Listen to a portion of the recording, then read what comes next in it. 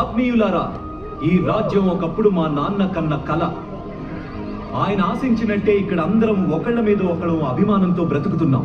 ముందు తరాలు కూడా ఇలాగే కొనసాగాలని కోరుకుంటూ నేను నాలా జీవన చక్రంలో తర్వాతి అధ్యాయంలోకి అడుగు పెడుతున్నాం.